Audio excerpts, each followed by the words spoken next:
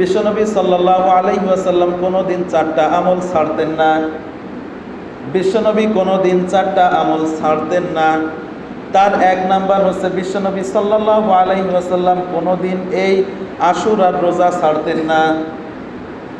বুঝতেছেন কত গুরুত্ব দিয়ে বিশ্বনবী এইটাকে পালন করতেন? কোনোদিন তিনি এই আশুরার রোজা ছাড়তেন না।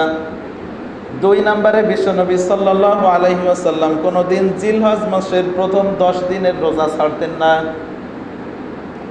জিলহজ মাসের প্রথম 10 দিনের রোজা তিনি ছাড়তেন না। তিন নম্বরে বিশ্বনবী সাল্লাল্লাহু আলাইহি ওয়াসাল্লাম প্রত্যেক মাসের 3 দিন 13, 14, 15 আইয়ামে বীজের রোজা এইটা আল্লাহর নবী ছাড়তেন না। আর 4 নম্বরে বিশ্বনবী সাল্লাল্লাহু আলাইহি ওয়াসাল্লাম কোনোদিন ফজরের ফরজ নামাজের আগে যে 2 রাকাত সুন্নাত আছে, এই 2 রাকাত সুন্নাত কোনোদিন আল্লাহর নবী ছাড়তেন না। বলেন তো 1 নম্বরে আল্লাহর নবী কোনটা কোনোদিন ছাড়তেন না? 1 নম্বর হচ্ছে আল্লাহর নবী কোনোদিন এই আশুরার রোজা ছাড়তেন না।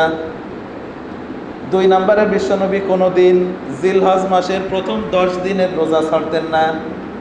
3 নম্বরে বিশ্বনবী কোনোদিন প্রত্যেক মাসের 3 দিন এই রোজা তিনি ছাড়তেন না। আর 4 নম্বরে কোনোদিন ফজরের ফরজ নামাজের আগের 2 রাকাত সুন্নাত তিনি কোনোদিন ছাড়তেন না।